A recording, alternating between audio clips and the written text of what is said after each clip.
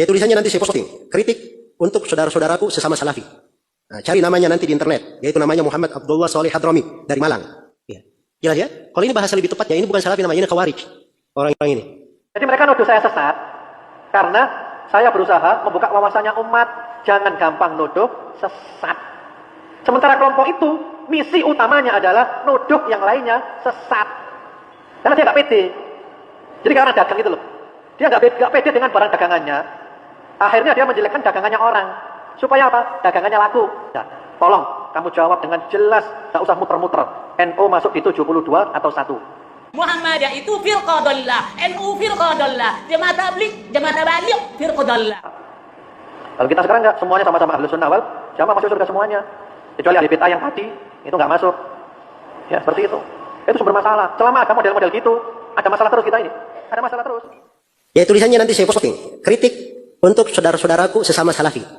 Nah, cari namanya nanti di internet. Yaitu namanya Muhammad Abdullah Shalih Hadrami dari Malang. Ya, bunyi kalimatnya kritik untuk saudaraku sesama salafi. Ya, ini saya bacakan sengaja nih ya. Supaya kita lihat nafas-nafas orang yang menuduh takfiri kepada siapa? Kepada dakwah Syekh Muhammad bin Abdul Wahab. Menurut keyakinan salafi, Asy'ari masuk neraka, Maturidi masuk neraka, NU masuk neraka, Muhammadiyah masuk neraka, Habaib masuk neraka, Al-Irsyad masuk neraka, Persis masuk neraka, Jamaah Tabligh masuk neraka, Ikhwanul Muslimin masuk neraka. Kalimatnya lebih mengerikan lagi. Salafi yang tidak berkeyakinan seperti ini dikeluarkan dari salafi. Jadi orang yang seperti ini dijadikan potret salafi. Ya. Jelas ya? Kalau ini bahasa lebih tepatnya, ini bukan salafi namanya, ini khawarij. Orang-orang ini. Ya. Jadi dia kenalnya gemar mengkafirkan. Ya. Saya tantang orang ini. Mendatangkan satu kalimat saya dari para ulama as-salaf dari dahulu maupun belakangan yang menafsirkan seperti penafsiran dia, bahwa semua selain daripada satu golongan yang selamat semuanya pasti masuk neraka. Antum katakan sana salafiyah, sana Muhammadiyah itu firqah dhallah, NU firqah dhallah, Jamaah Tabligh, Jamaah Tabligh firqah dhallah. Apalagi tarbiyah firqah dhallah. Tidak jurus kepada Al-Quran itu. Yang menjurus kepada Al-Quran adalah ahlu sunnah wal jamaah, salaful ummah, yang dikatakan salafus saleh, dan kita pengikutnya salafiyun. Jadi ada kelompok yang suka mentahdir. Termasuk antum Ustaz Abdullah. Ketika saya kirimkan jadwal pengajian hari ini, langsung ditahdir, hati-hati, Ustaz Abdullah menyimpang. Nah, tanyakan dia, menyimpangnya apa coba? Menyimpangnya apa coba? Paling-paling saya dituduh menyimpang karena saya berusaha untuk menyadarkan umat tentang bahaya fanatik kepada kelompok. Karena kelompok yang nuduh saya nyimpang itu, dia merasa paling benar sendiri dan menuduh yang lainnya sesat. Ketika kita buka wawasan umat, jangan gampang nuduh sesat, itu mereka takut. Takut bukan main mereka itu. Takut apa? Takut umat paham. Karena kalau umat paham, nggak laku lagi yang seperti itu. Nggak laku seperti itu. Sehingga materi yang saya sampaikan hari ini, itu adalah materi yang paling ditakuti oleh mereka. Paling takut mereka dengan materi ini. Karena ini materi membuka wawasan. Alhamdulillah berapa banyak orang yang sadar setelah saya jelaskan materi ini. Jadi itu. Jadi mereka nuduh saya sesat karena saya berusaha membuka wawasannya umat. Jangan gampang nuduh sesat. Sementara kelompok itu, misi utamanya adalah nuduh yang lainnya sesat. Karena dia nggak pede. Jadi kayak orang dagang gitu loh. Dia nggak pede dengan barang dagangannya. Akhirnya dia menjelekkan dagangannya orang. Supaya apa? Dagangannya laku. Kalau dia tidak menjelekkan dagangannya orang, dagangan dia nggak laku. Nah, ini dakwah bukan dagangan ini. Dakwah itu lillahi ta'ala. Orang mau silakan, tidak mau ya silakan. Bukan cari ridhonya manusia. Jadi gitu. Jadi mereka-mereka yang itu ya, suka nahdir macam-macam, karena mereka nggak siap dengan perbedaan pendapat. Di mata mereka itu NU itu ahli bid'ah, Muhammadiyah ahli bid'ah. Kemudian juga apa namanya? Al-Irsyad, Persis, Habaib, Jamaah Tabligh, Ikhwanul Muslimin itu ahli bid'ah semua, ahli neraka. Coba kalau nggak percaya tanyakan. Menurut kamu, ini ada 73 kelompok umat Islam. Yang 72 masuk neraka, yang satu masuk surga. Tolong kamu jawab dengan jelas, nggak usah muter-muter. NU masuk di 72 atau 1. Nggak berani jawab ya, muter-muter nanti. Karena keyakinan dia masuk di 72. Sudah, tolong jangan muter-muter. Jawab yang jelas, masuk 72 atau 1. Nggak berani jawab, muter jawabannya nanti. Panjang lebar, nggak jelas. Ya lihat dulu yang sesuai dengan Quran. Sudah, jangan panjang-panjang. Tolong jelaskan. Nggak usah pakai bahasa diplomasi. Masuk mana? 72 atau 1? Seperti itu. Jadi ujung-ujungnya mereka nggak siap dengan perbedaan pendapat. Repot kalau gitu. Itu sumber masalah seperti itu. Ribut-ribut di mana-mana gitu, itu gara-gara. Kita jangan lupa ya. Kita ini kadang tidak sadar dikendalikan oleh musuh-musuh Islam. Musuh-musuh Islam itu punya bahan banyak untuk menjadikan kita bercerai-berai. Dikasih bahan terus kita. Perlu bahan lagi, kasih. Bahan lagi, kasih. Sehingga ada perang yang namanya itu proxy war. Ya, perang boneka. Jadi ada pemain-pemain di belakangnya, nggak tampak pemain itu. Yang disuruh perang, kita. Jadi kelompok-kelompok model gitu itu adalah kelompok-kelompok yang merasa paling benar sendiri, nggak siap dengan perbedaan pendapat, dan sangat takut kalau kita mengungkapkan tentang kita ini bersaudara, nggak boleh berkelahi. Beda itu boleh, mau salafi boleh, saya juga salafi. Saya salafi, dari dulu sampai sekarang saya salafi, mengikuti Quran, Sunnah, salafus soleh. Cuman saya berubah dalam hal sikap. Dulu saya keras seperti itu, seperti mereka-mereka. Saya dulu seperti itu. Yang di luar kita adalah 72 pinar. Yang fil jannah itu kita aja satu. Itu sudah saya robah sekarang image itu. Kita menyadari itu adalah program-program negatif, dicuci otak kita.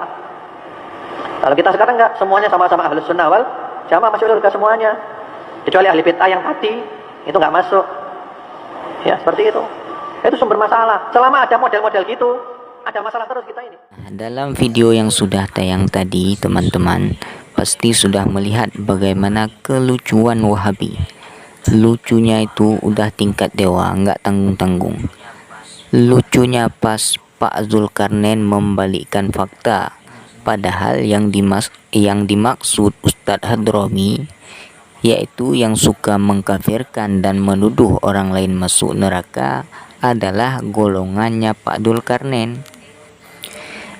Pak Zulkarnain malah balikin fakta dengan menuduh Ustadz Hadromi mengkafirkan Aswaja dan bertanya, kok tahu Ustadz Hadromi kalau orang itu masuk neraka? Kan lucu bro. Padahal jelas dalam video tersebut Ustadz Hadromi bertanya ke golongan Pak Zulkarnain. Coba kalian jawab, NU, Muhammadiyah dan lainnya itu masuk neraka atau surga? Coba jawab, jangan muter-muter. Tahu-tahu perkataan itu malah dipelesetin oleh Wahabi. Aduh, Wahabi. Perkataan Nabi aja diselewengkan, apalagi perkataan Ustadz. Aduh, Wahabi begitu banget dah. Sadarlah Pak, Anda itu khawarij masa kini. Kan kalian sendiri yang bilang ciri-ciri khawarij itu mengkafirkan kaum muslimin dengan dosa-dosa besar. Nah, itu mending. Sedangkan kalian lebih berbahaya lagi, mengkafirkan kaum muslimin dengan sebab mengerjakan sunnah seperti maulid, ziarah kubur. Bahkan kalian tidak segan-segan mengkafirkan Imam Asy'ari, Imam Ghazali, dan membid'ahkan Imam Syafi'i gara-gara kunut. Jadi siapa lebih bahaya, Wahabi ketimbang Khawarij? Yang lebih bahaya lagi, ya lebih bahaya Wahabi lah. Khawarij mengkafirkan kaum muslimin gara-gara dosa besar, sedangkan kalian Wahabi mengkafirkan kaum muslimin gara-gara mengerjakan sunnah, baik itu maulid, ziarah kubur, bertawasul, ngaji di kubur. Bahkan yang kalian kafirkan itu ulama-ulama besar terdahulu. Aduh, parah memang kalian. Bahkan yang lebih kejamnya lagi, mereka mengatakan ibu bapak Nabi adalah kafir, padahal tidak ada dalil atau ayat satupun yang menyatakan ibu bapak Nabi kafir. Kalau ada, nampakkan pada kami. Memang ada hadis inna abi wa abaka finnar.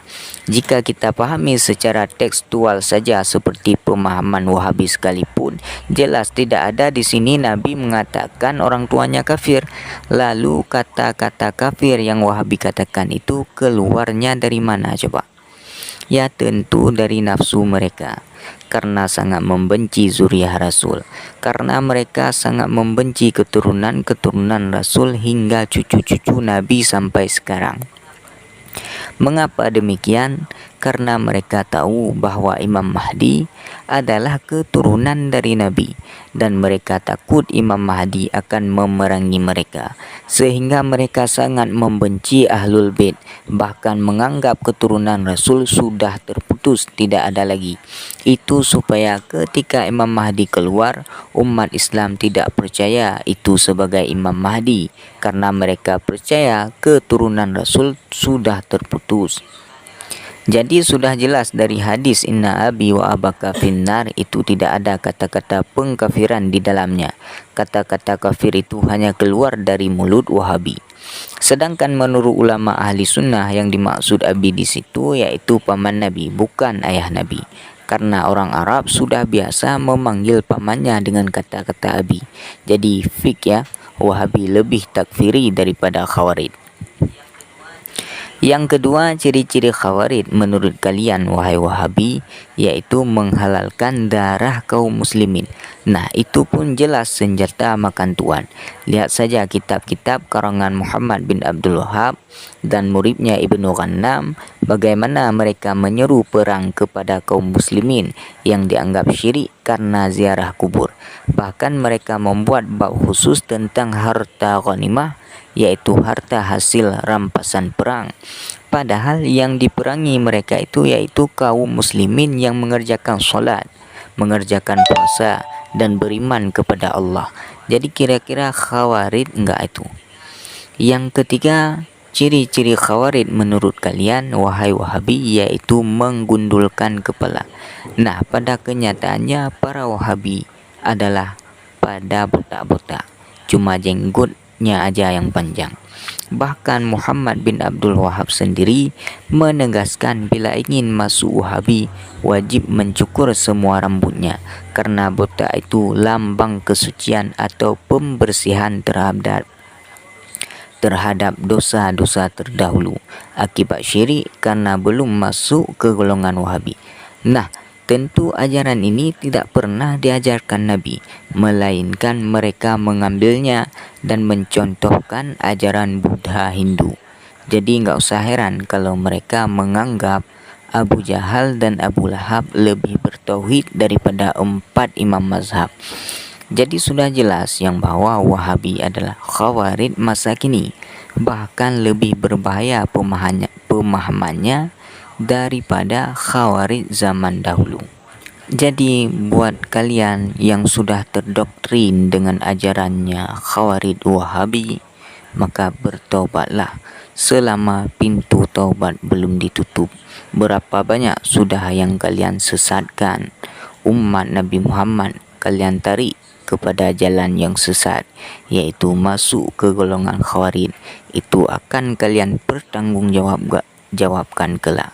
Sebelum itu semua terlambat, maka kami menghimbau kepada seluruh teman-teman yang sudah terdoktrin ajaran Khawarij untuk giatlah belajar supaya kalian tahu mana yang benar dan mana yang betul, mana yang sesat, mana yang tidak, mana akidah murni yang diajarkan Nabi, mana akidah ajaran Yahudi, yaitu untuk menghancurkan Islam dari dalam. Jadi belajarlah sebelum itu terlambat. Jangan tertipu dengan kata-kata Salafi Wahabi, karena Salafi pada dasarnya itulah para ulama terdahulu, bukan ulama zaman sekarang, yaitu para Ki Jawas dan kawan-kawannya yang hidup pada akhir zaman. Maka belajarlah sebelum semuanya terlambat.